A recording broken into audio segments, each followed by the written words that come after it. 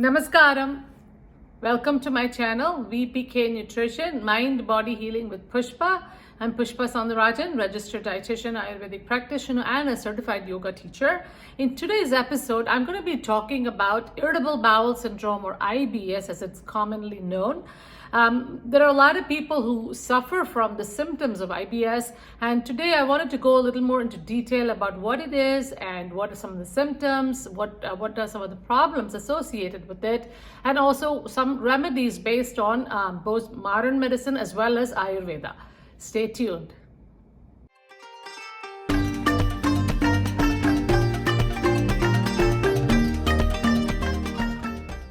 Welcome back, everyone. First of all, thank you so much for all my viewers. If you haven't already done so, please do subscribe to my channel. And if you find my information useful, please do like this video and also share it with your friends and family who you think may be benefited. Now, again, I'm sharing a lot of knowledge mainly for educating the public as well as finding your own self-healing modalities. So please do share with others and also subscribe to the channel. Let's talk about what is Irritable Bowel Syndrome, or IBS. And I'm going to refer to as IBS from now on. Now, IBS affects a huge population worldwide. So about 10 to 20% of the people in the US are said to be affected by IBS. Now, IBS is considered to be a functional disorder without an organic cause. What does that mean? A functional disorder is defined as a medical condition that presents itself with a bunch of physical symptoms, but it is not related to any particular disease. It can be very chronic and recurrent, and it does not really, it is not caused by any disease that can affect the structure of the body. However, as the name says, it can be an irritation in your life. If you're not feeling good, if you're feeling sluggish or lack of energy or not moving your bowels, you're going to feel miserable all the time. So it's kind of this thorn in your foot constantly irritating you, and you just don't know how to get out of it and feel good again. So this is the problem with IBS. So again, there are three types of IBS described. One of them is IBS with constipation, which is probably the hardest to fix. The second one is IBS with diarrhea. And then the third one is IBS with alternating constipation and diarrhea. So kind of sometimes you're constipated, sometimes you have diarrhea. Now, again, all of this stuff is related to, in a large part actually, to your digestion and gut health. So definitely there are a lot of things that you can do to change your diet and try to alleviate a lot of the symptoms. The symptoms of IBS can vary from person to person. However, they generally include the following. Number one, abdominal pain and cramping. Number two, gas and bloating. Number three, changes in bowel habits, like I said, diarrhea, constipation, or alternating, whatever they may. Number four, maybe mucus in the stools. Number five, a feeling of incomplete bowel movement or incomplete evacuation. So although you go to the thing maybe regularly, you just feel like something is stuck there, it's not moving. So again, these are symptoms that can be, like I said, an irritation and ruin the quality of your life if it is a chronic problem. Now, these symptoms can be triggered by your lifestyle, stress especially, and also certain foods, and also hormonal changes in the body. In Ayurveda, generally, these kinds of symptoms are associated with a Vata imbalance, because generally the gas and bloating and the erratic bowel movements, all of these are related to the Vata energy. So definitely, controlling Vata is one of the main steps in Ayurveda with the diet and lifestyle. Now, in modern medicine, they do some diagnostic tests to rule out other medical conditions before they treat you. But some of the common treatments are like antispasmodics. Again, remember, modern medicine is always trying to fix symptoms. So antispasmodics, if you have a lot of pain and cramping, then if your bowel movement is a problem, they might give you fiber supplements to regularize your bowel movements. And then, of course, give you probiotics. Now, probiotics again helps improve the gut bacteria, gut health, and again helps you with your digestion and all of the bloating and gas and all of that stuff. And then recently, and I'm sure a lot of these things can be very helpful in the short term. However, to have a long-term solution, you need to really work on your diet and lifestyle. And it does take a little bit of work because this is a chronic condition. And the fact that you're here is because you just don't know how to fix this. So again, you can start off with some of these other things to relieve the symptoms, but simultaneously you have to work on your diet and lifestyle to improve your quality of life. Based on modern nutrition, nutrition plays a very key role in the management of IBS. So there are a few things, research-backed suggestions given in modern medicine. Number one is the Fodmap diet. FODMAP diet. Now, the Fodmap, the word itself stands for foods which are made of fermentable oligosaccharides, disaccharides, monosaccharides, and polyols, which are short-chain carbohydrates that are poorly absorbed by the small intestine and can cause digestive distress. Now, studies by the Monash University, they're the ones who have a lot of details about the Fodmap diet. If you want to go look it up, they have done studies to show that when you restrict certain foods in your diet for a certain period of time, then you can actually reduce the bloating and the gas. So generally, these foods will include things like, first one would be like dairy products, milk, yogurt, cheese, ice cream, things like that. Number two is wheat-based products, generally like gluten, like you find things in bread or crackers, cereals, things like that. Number three, beans and lentils, which are gas-producing. Number four, certain vegetables, like cruciferous vegetables, artichokes, asparagus, onions, garlic, etc. Number five, fruits like apples, cherries, pears. Some of these things are very drying for the body. Now, again, I went back and checked these, kind of try to correlate it with the Ayurvedic recommendation, and I was able to figure out what is it that they're pacifying. If you look at it, a lot of these are Vata pacifying foods. So, rather reducing these will pacify the Vata. So I'll talk about that a little bit later in the segment. So that is the first approach. The second one, modern medicine prescribes certain fiber supplements. Like I said, if you eat some soluble fibers like oats and also, things that bind your stool, it'll help with diarrhea. But then it also like psyllium husk, or isopkol as it is called, these things can also help with constipation. However, I have found that they're not always good for constipation because soluble fiber actually binds the stools. So you kind of have to figure out for your own body, and also you have to make sure you drink enough water.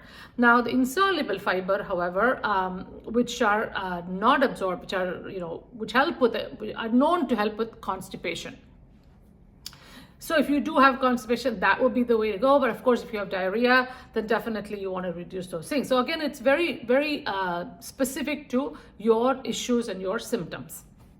Number three is probiotics. Now, again, research published in the Journal of Clinical Nutrition showed that certain strains like Bifidobacterium infantis can help with overall gut health and also decreasing the symptoms of IBS. So definitely probiotics is prescribed in modern medicine, and I know there are several products out there. And I was recently looking at some, products even for myself, and some of the reviews that I read, a lot of those people talk about how it's just completely taken away the bloating and gas. So I wanted to try it. I did take it for a few days, and I find that to help with the gas and bloating as well. So again, this is something that you can explore. Number four is, of course, personalized elimination diets. Now, again, here you can keep a journal of what you've been eating and what kind of symptoms you're facing, and then obviously eliminate those foods that are causing that. Now, this is called Nidana Parivarjanam in Ayurveda, basically removing the cause of your problem. Again, this seems like common sense, but not a lot of people really keep a log of what they eat. So again, that is a good idea for you to start doing that. Start writing down, have a food and mood journal or whatever. You can get tables online or make up your own. Then start, writing down what you're eating every day and see how you feel after you eat. And then from there, you can start eliminating things. Again, this is a long process. It's not easy to do, but you have to put effort to get rid of this irritation. So this brings us to our Ayurvedic approach to IBS. Now, again, Ayurveda, to me, again, even as a dietitian, although these wonderful diets exist, like the Monash, the Fodmap diet and all of that. Again, remember, Fodmap diet is something that you follow for 6 weeks. You have to have the supervision of a dietitian, go through that process, eliminate a bunch of foods from your diet, and then slowly start to introduce them after the 6-week period to see that if you're tolerating. Because we're hoping by that 6 weeks, you've actually fixed some of your problems, and then you're able to digest better, eliminate better. Now, again, and I have had patients who have done that and they found effective, but once they went back and fell off the wagon, as they call it, they have to suffer the same thing again. So again, it is not a perfect science, but again, you could definitely try. Again, I'm talking about 1 or 2 cases, so definitely if it works for you, that's wonderful. But you have to make sure you have a help of a dietitian to do this. Now, Ayurvedic approach is a little bit more of a holistic approach. It's not just about diet, it is also about lifestyle. So here, again, in Ayurveda, like I said before, it's a personalized medicine. It is always tailor-made for the person's body type. So definitely, if you're more of a Vata constitution with the cold and the dryness and all of that, you are more prone to irritable bowel syndrome and all these symptoms I talked about, like the gas and the bloating and the constipation and things like that. But if you're more of a Kapha type, then you may not get pushed to that level, but you might have, or if you're more a Pitta, you might have more diarrhea. So again, it all depends on your constitution and of course your choice of foods, your lifestyle and all of that. And when I say lifestyle, I'm talking about activity, I'm talking about stress management, I'm talking about proper sleep and all of these things. So it is a whole body approach. So let's begin one by one based on the symptoms. So we always look at the symptoms to decide what kind of imbalance or what kind of IBS you really have. So generally, if you're a more of a Vata person or a Vata symptoms, then you're going to experience things like gas, bloating, and constipation. This is caused by the dryness and the coldness in the body. So naturally, what you would do is try to pacify the dry and cold by giving more moisture and warmth to the body. So this is common sense, if you can remember that, right? So what are some of the suggestions for a Vata imbalance? Number 1 is choose warm, cooked foods which are freshly prepared and not like old foods heated up. Try to make as fresh as possible.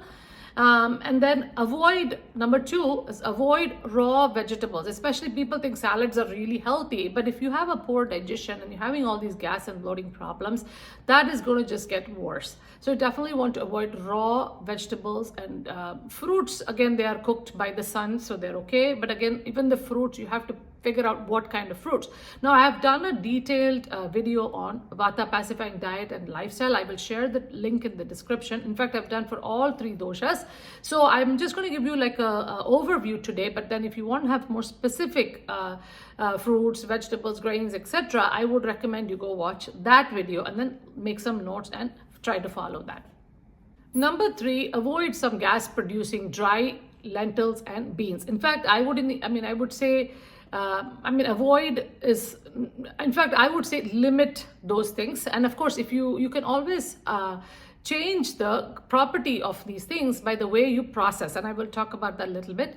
So what you can do is you can soak the lentils or the beans or whatever in water, put a bay leaves in there and keep it soaked for some time, and then drain the water, wash it, and then cook it with the bay leaves. And you can remove and throw the bay leaves away later on. This will remove a lot of the gas and the bloating that comes from the beans. It removes a lot of that. The other thing you can do is, of course, you can also add some baking soda and leave it there, or salt while you're cooking. So this way, when you're soaking, so this way you can actually eliminate a lot of the gas. Soaking itself helps you do that, and make sure you cook your beans very well.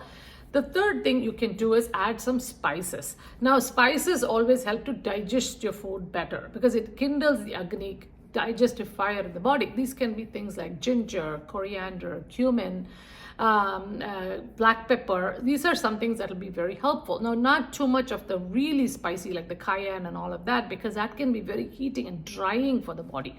So you want to cook with the milder spices, but they can still have the effect of helping with the digestion. Number 4, activity is very important, especially if you have constipation. You want to keep moving, but micro movements or even short term. I'm not talking about run for an hour. And usually, remember, Vatas in general have this tendency to do intense activity. You want to run, all of that, things like that. So you want to make sure you're doing milder exercise like walking. So you can do walking 20 minutes or half an hour in the morning, in the afternoon, whenever, or you can do, segments of 10 minutes, 10, 15 minutes, a couple of times a day, 2 or 3 times a day. So this actually would be helpful, and make sure you're moving, just mild movements again, not heavy, intense workouts. Number 5, of course, stress. You want to make sure you reduce your stress. Vatas have a lot of problems with anxiety because they're always moving. That anxiety and stress is harder to cope with, and you get very exhausted. So for that, you need to start practicing some kind of a yoga or Tai Chi, things that would calm your body and your mind down. Again, pranayama, breathing exercises, is very important to conserve that prana within and make you feel more grounded. So when you're grounded more, then you feel you can digest things better and also make the right choices for eating. A lot of times Vatas forget to eat, and so what happens, and there are also these constant grazers, so you're constantly grazing some food. Suddenly when you feel hungry, then that just aggravates your symptoms even more, the gas and the bloating. Of course, the last thing is sleep. Sleep is very important. If you want to make sure you follow the Dosha Clock, I will share that link in the description as well. If you want to get to bed at least by about 10, 11 o'clock, turn off some of the gadgets and all of that for about half an hour, screens for 45 minutes, then have a nighttime routine. Have some chamomile tea because it's very calming for the mind, so you're not having a lot of these thoughts. Or maybe you can journal at night, a gratitude journal, something that would ground you. You can even read a book or listen to some very nice music. Do some meditation or breathing before you go to sleep. All of these things will actually help you have a good night's sleep. Again, watch my video on the detailed analysis of the diet and lifestyle for Vata balancing. Let's look at the Pitta dosha imbalance. Now, Pitta imbalance symptoms may include diarrhea, an urgency to evacuate, abdominal cramping, or even burning sensation. So Pitta is very hot, sharp, and intense, and can cause a lot of inflammation in the digestive tract. So this has to have certain different kind of recommendations from Vata. So some of the Vata things will also apply to this because they say Vata can push Pitta as well, but you can also add in other things which would be helpful based on your symptoms. The Ayurvedic recommendation for Pitta balancing are as follows. Number 1, again, choose cooling foods. Remember, there is heat in Pitta, so cooling foods like cucumbers, melons, and even milk is supposed to be very cooling in nature. Number 2, avoid spicy, acidic, and fried foods which can aggravate Pitta quite a bit. Number 3, use cooling spices like turmeric, fennel, coriander. So these are some things, and mint. So these are all some things can help you digest as well as cool down the Pitta in the body. Avoid stimulants like caffeine, tea, coffee, and even chocolate. Then yoga poses, like doing some twisting poses or forward bending poses, all of these things will help you relieve the liver, help make you digest your food better. So again, try some of those yoga poses. Again, you don't want to push yourself too much, at least do a few things every day. And last is pranayama or yogic breathing. Now, I advocate pranayama for everybody. It's just the kind of pranayama varies. So for Pitta, you can do some cooling pranayama like Shitali and Chitkari and Ujjayi pranayama. I've talked about these before as well. So again, these are some things that would be really helpful. Now, if you don't know any of these things, you can always learn from a yoga teacher who can give you some ideas on how to practice these kinds of things. As I said before, I have a detailed video on the Pitta balancing diet and lifestyle. Again, I will share the link in the description. Third category is a kapha dosha imbalance. Now, when you have a kapha dosha imbalance, generally what you're going to see is constipation. Again, constipation because of slow movement of the bowel through the colon, and so it may not have bowel for a couple of days, and also not evacuating enough, again feeling that sluggishness and feeling heaviness in the body. So this is typically a kapha type of IBS. So this constipation is different from the Vata, where you're just going very dry stools and bits and pieces and really not getting rid of everything in the body. So there is a difference between the two. Again, kapha, remember, it is very cold energy, it is very heavy and very slow in movement. So these are the nature of kapha. So naturally you want to adopt diet and lifestyle to alleviate or pacify that aspect. So the Ayurvedic recommendation for a kapha type of IBS are as follows. Number one, of course, choose some light, drier foods than Vata, of course, like salads, steamed vegetables, and also beans. However, even the salad, I like to, especially if the weather is cold or anything like that, I like to just saute it a little bit, still have the crunch, but again, you're still introducing a little bit of agni or heat into that so you can digest a little bit better, because kapha generally have a very slow digestion. So this actually helps you digest it much better. Number two is avoid dairy products, sweets, and also fried foods. Now, these are all very heavy in nature and when I say dairy products, I'm talking about yogurt and cheeses and ice cream, those kinds of things, because these are very heavy and hard to digest, and already kaphas have a slow digestion. So this will just make things worse and make you more constipated. Number three, use some heating spices like black pepper, ginger, ajwain is very heating, mustard seeds, cinnamon. So these are some good spices to use for a kapha and also to kindle that agni, increase that digestion in the body.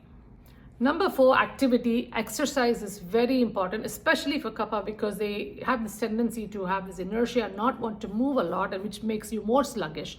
So it's important that you do your exercise activity in the morning. If you have trouble getting started, do at least 20 to 30 minutes in the morning. Kind of have to push yourself here, because this is something like mind over matter thing. It is hard for kaphas to change, but you have to tell yourself you're going to feel so much better at the end of the day.